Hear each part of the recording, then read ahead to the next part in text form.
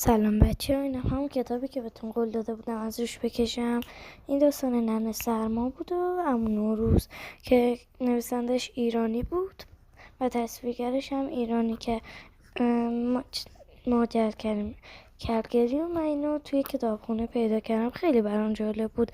این کتاب انقدر قشنگ بوده که ترجمه شده. من گفتم که تصویرشو بکشم.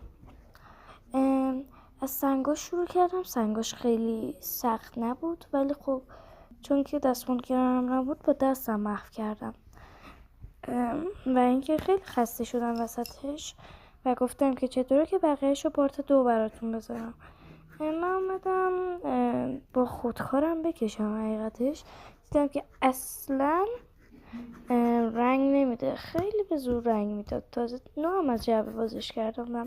هم گفتم خودکار چیه، بریم سر مداد.